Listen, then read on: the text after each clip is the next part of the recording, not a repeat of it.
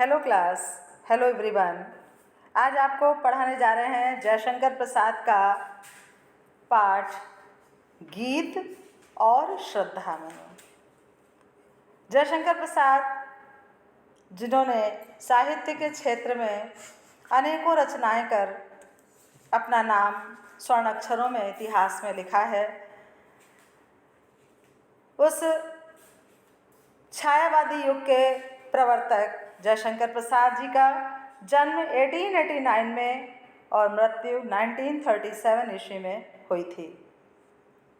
इनका जन्म काशी में एक वैश्य परिवार में हुआ था। इनके पिता, जिनका नाम देवी प्रसाद था, ये भी साहित्य प्रेमी थे। हो सकता है यही कारण रहा हो कि इनकी आरंभ से ही साहित्य में रुचि थी। इन्होंने अनेकों ग्रंथों का सृजन किया, जिसमें मुक्तक, कविता, प्रबंध, काव्य, नाटक, कहानी, उपन्यास, निबंध आदि रचनाएं इन्होंने की हैं, जिसमें बहुत अधिक जिनको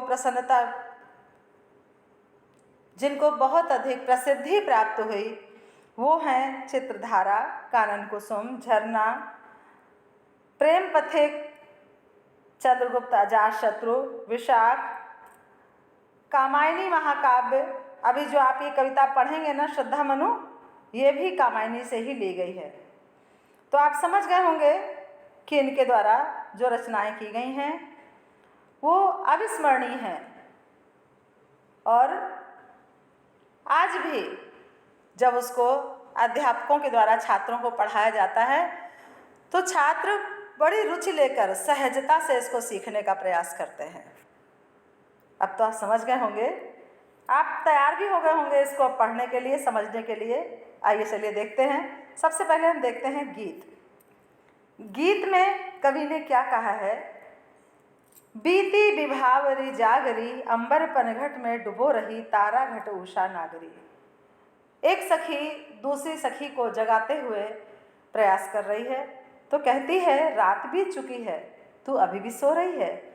अरे अब तो जागरी, अंबर घट पनघट में डुबो रही। आकाश में ये पनघट रूपी जो तारे हैं, तारे सब घट के रूप में डूबते हुए नजर आ रहे हैं। और उषा नागरी में, उषा ने मतलब उषा रूपी जो चतुर स्त्री है, उसने आकर के सभी तारे रूपी घटों को पनघट में डुबा दिया है। अर्थात सूर्य उदय हो गया है। सूर्य के उदय होते ही तारे कहीं छिप गए हैं। खग कुल कुल कुल सा बोल रहा, किसलय का अंचल डोल रहा। कहा कि पक्षियों का कुल माने समूह और कुल कुल माने चहकना, माने पक्षियों का जो समूह है वो चहकता हुआ सा, बोलता हुआ सुनाई दे रहा है। और किसलय का अंचल डोल रहा, जो नवीन पत्ते हैं, जो नए पत्ते हैं, जो चिकने चिकने नए जो अंकुरित पत्ते हुए हैं, उनका भी ऐसा लग रहा है कि जैसे उनका भी आंचल डोलता हुआ सा प्रतीत हो रहा है। और लो ये लतिका भी भर लाई, मधु मुकल नरस गागे। देखिए लतिका क्या है? लतिका माने बेल, समझते होंगे आप, जो पुष्पों से संचित होते हैं, पुष्पों से भरे हुए होते हैं। तो लो ये लतिकाएँ भी भर लाई हैं, मधु मुकुल, अत्यंत मधुर, मुकुल माने कलियाँ, कलियों के रूप में, नवल नई कलियों के रूप में, रस गागरी, रस से भरी हुई जैसे गागर भर लाई हैं। आगे क्या कहा? अधरों में राग आनंद पिए, अलकों में मलय जबंद किए। तुम तो रात में सोई थी अपने नेत्र बंद करके, तुमने अनेकों स्वप्न सजा लिए होंगे, तुम्हारे अधरों पर अनेकों बातें, नई इच्छाएं, नई रूप लेकर के आ गए होंगे। और तू अब तक सोई है आली। हे सखी, आली माने सखी, हे सखी तू अभी तक सोई है, आँखों में भरे बिहागरी। क्या तुम्हारी आलसता अभी तक समाप्त नहीं हुई है? अनेकों बिहाग, अनेकों रूप, रंग, राग तुम्हारे नेत्रों में, अधरों में भरे हुए हैं और तू अभी तक अलसाई हुई सी पड़ी है, तू अभी तक सोई हुई है। ये जयशंकर प्रसाद जी के लहर नामक ग्रंथ से लिया गया था। आइए बात करते हैं हम श्रद्धा मनु की। श्रद्धा मनु जो कामायनी नामक इनके ग्रंथ से सृजित है। श्रद्धा मनु, श्रद्धा मनु है क्या? सबसे पहले आपको थोड़ा सा इनके बारे में बता देते हैं कि यहाँ पर कवि ने उस समय की कल्पना की है जब प्रकृति का प्रलय रूपी जब प्रकृति का अंत हो गया तो क्या हुआ कि जैसे लगा कि वहाँ पर कोई शेष नहीं बचा था। यहाँ तक पशु पक्षी मानव जाति कोई भी शेष नहीं था, लेकिन मनु और श्रद्धा ये दो शायद संभवतः कुछ ऐसा ही हुआ होगा कि नई प्रकृति का सृजन करने के लिए ये दोनों प्राणी जीवित थे। श्रद्धा देखती हैं कि कोई एक बैठा हुआ है नीचे सिर झुकाए हुए सा, उसके पास आती हैं और क्या कहती हैं, कौन तुम? अरे तुम कौन हो? संसति जलनिधि तीरी, संसार रूपी समुद्र के निकट तुम कौन हो? ऐसा लग रहा है तरंगों सी फेंकी मणि एक, जैसे समुद्र के द्वारा तरंगों से, जब समुद्र में जब जल शांत होता है तब तो शांत होता है, लेकिन जब उसमें लहरें उद्वेग लेती हैं तो उस वेग में अनेकों जो उसके समुद्र के अंदर छिपी हुई धनराशियाँ होती हैं, मणियाँ होती हैं, अनेकों माणिक मोती जो कुछ उसके अंदर होता है वो भी सब निकल करके बाहर आ जाते हैं। आज ऐसा लग रहा है जैसे इस प्रलय रूपी जो ये वो थी लहर थी समुद्री, जो जिसको कहते हैं उथल पुथल, ठीक है, जो वो थी, वो ऐसा लग रहा है जैसे उन तरंगों में फेंकी हुई मणि के समान आप यहाँ पर बैठे हुए हैं। कौन हो तुम? और कर रहे निर्जन का चुपचाप, निर्जन माने सुनसान, एकांत, इस एकांत का तुम चुपचाप प्रभा की धारा से अभिषेक, ये जो नया सूर्य उदय हो रहा है उसकी आभाओं से, उसकी किरणों से ऐसा लग रहा है जैसे तुम धरा का अभिषेक कर रहे हो, इसका अभिनंदन कर रहे हो। कौन हो तुम? मधुर विश्रांत और एकांत, इतने मधुर, इतने थके हुए से और इतने एकाकी, जैसे लग रहा है जगत का सुलझा हुआ रहस्य, जैसे अब पूरे संसार में कोई भी रहस्य नाम की चीज शेष नहीं थी। एक करुणामय सुंदर मौन और चंचल मन का आलस्य, एक करुणामय सुंदर सा मौन, शांत और चंचल मन का आलस्य, अपने मन की चंचलता को जैसे आलस्य रूपी ढंग से दबाए हुए कौन हो तुम? अब सुना यह मनु ने मधु गुंजार, जब मनु ने उस एकांत में इतना मधुर शब्दों को, उनकी शब्दों की ध्वनियों को जब सुना तो मधुकरी का सा सवानंद, जैसे पुष्पों के ऊपर भ्रमर भंवरे मंडराते हैं और मधुर स्वर गुंजित करते हैं, बिल्कुल वही आभास जैसे मनु को प्रतीत हुआ।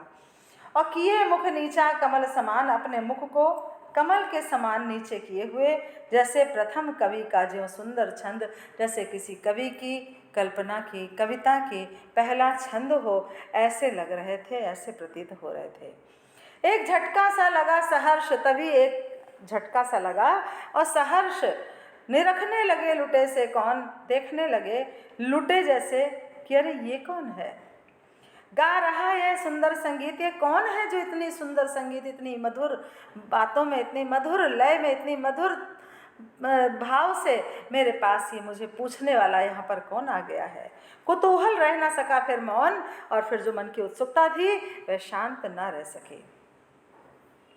और देखा यह सुंदर दृश्य, नयन का इंद्रजाल अभिराम, फिर उसने एक सुंदर दृश्य देखा कि नयन का, उसके जो नेत्र हैं इंद्रजाल, जैसे कोई जादू कर देने वाले हो ना, अपने में ही रख लेने वाले, हमारी नज़रों से कोई हटकर जाने वाला नहीं, वो इंद्रजाल अपने बातों में, अपने जाल में, अपने ही नेत्रों की उसमें जाल में फंसा लेने वाली ऐसी अभिराम, वो भी कैसे निरंतर, जैसे इतने उसके नेत्र तीखे थे कि जैसे लग रहा था कि उसने मुझे अपनी, बस उसकी नज़र कहीं इधर उधर हिल नहीं रही थी। अभिराम निरंतर ऐसा ही उसे प्रतीत हो रहा था, उसी की ओर देखे जा रहा था।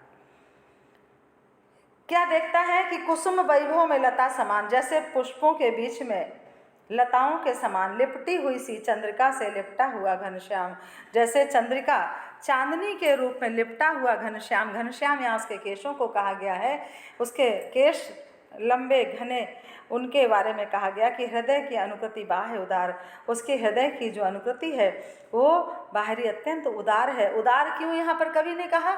इसलिए क्योंकि उदारता होगी तभी तो कोई किसी के कुशल क्षेम पूछेगा। फिर एक लंबी काया उन्मुक्त, कवि ने देखा कि मनु देखते हैं कि एक लंबी सी काया उन्मुक्त, मतलब किसी भी बंधन में जैसे बंधी हुई नहीं है। मधु पवन क्रीड़ित ज्यों शिशुसाल, उसकी जो उसके पास से जो वायु आ रही थी, जैसे वायु भी उसके साथ खेलती हुई आ रही थी। शिशुसाल, जैसे कोई छोटा बच्चा खेलता हो, ऐसे उसके संभवतः उसके केश उड़ रहे होंगे, उसके वस्त्र उड़ रहे होंगे। इसलिए कवि ने यहाँ पर पवन क्रीड़ित, पवन को, वायु को खेलते हुए कहा है। और सुशोभित हो सौरभ संयुक्त, उसके पास से जो सुगंध, सौरभ माने सुगंध, उसके पास से जो सुगंध आ रही थी उससे जैसे लग रहा था कि संयुक्त रूप से, एक तो उसकी सुंदरता, उसकी चंद्रिका जैसी, घनश्याम जैसे उसके केश, ये सब कुछ संयुक्त होकर के सब एक साथ मिलकर के उसकी सुंदरता को और अधिक बढ़ा रहे थे। अब उसने क्या देखा कि मृषण गांधार देश के नील रोम वाले मेघों के चर्म ढक रहे थे, उसका बपुकांत बन रहा था वह कोमल वर्म। उसने क्या देखा श्रद्धा ने कि मृषण गांधार देश के, गांधार देश के मेषों, मेषों माने मेढ़, मेढ़ जिन्हें भेड़े कहते हैं, तो वो हैं तो नीले रंग के रोम वाले, चिकने नीले रंग के रोम वाले, उनके जो खाल से, चर्म माने खाल से बने हुए वस्त्र उन्होंने धारण कर रखा है, ढक रहे थे उनका बपुकांत, जिन्होंने उनके शरीर को, बपु माने शरीर, उसके शरीर की कांति, कांति माने शोभा को ढक रखा था। और नील परिधान बीच सुकुमार खुल रहा मृदुल अधुखुला अंग, उसके नीले परिधानों के बीच में वो जो सुकुमार है उसका जो कोमल अंग है वो खुला हुआ सा दिखाई दे रहा था।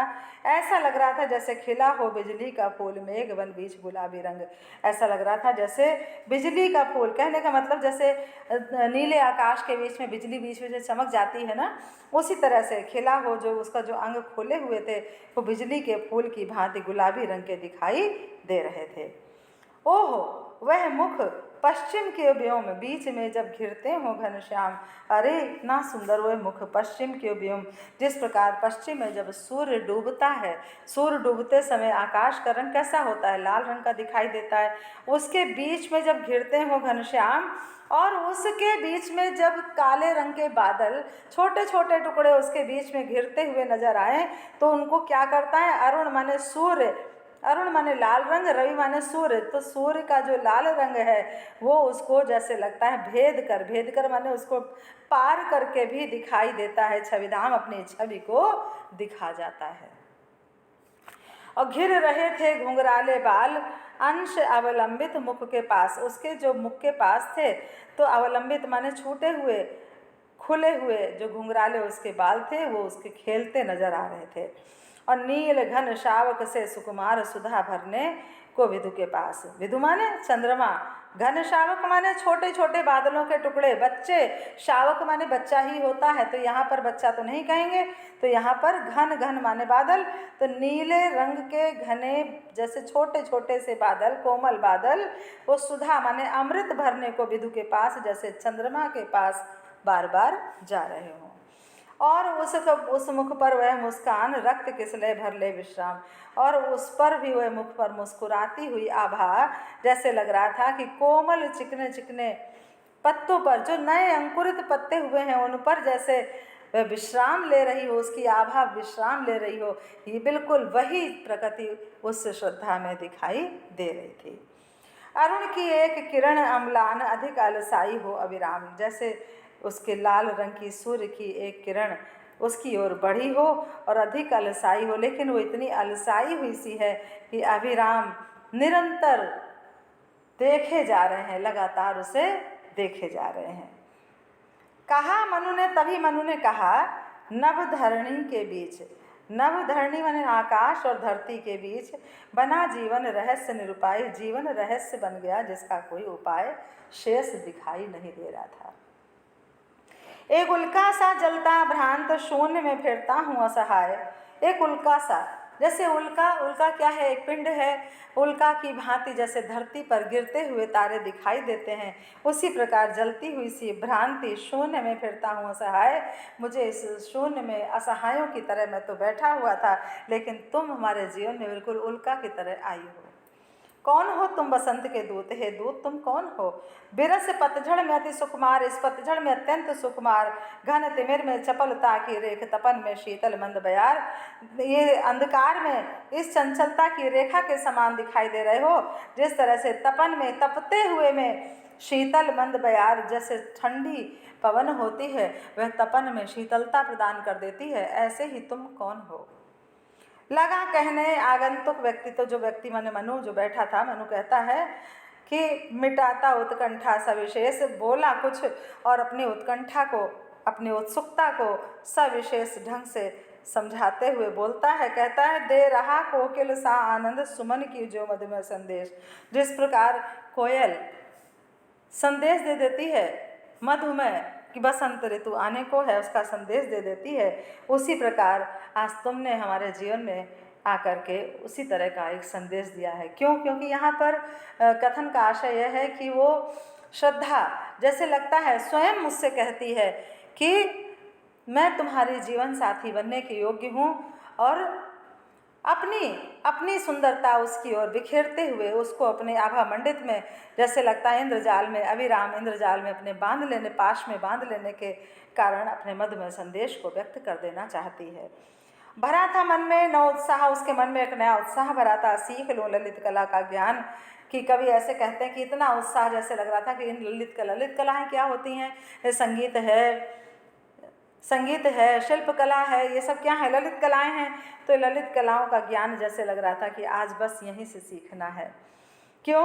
इधर यह गंधर्वों का देश, पिता की हूँ प्यारी संतान, मैं इस गंधर्वों के देश की अपने पिता की प्यारी संतान हूँ। दृष्टि जब जाती हिमगिरी और प्रश्न करता मन अधिक अधीर। जैसे जैसे मेरी दृष्टि उस हिमगिरी बर्फ से ढके हुए पर्वत की ओर जाती तो मेरा मन और अत्यंत प्रश्न करने के लिए अधीर हो उठता। तो माय डियर स्टूडेंट, आपने इतना देखा, पढ़ा, सुना और समझा। इसके बाद अब आपको हम अगली वीडियो में फिर मिलेंगे, उसे देखना मत भूलिएगा, क्योंकि आपके आगे के पाठ की व्याख्या आपको वहीं पर मिलेगी। Okay class, thank you everyone.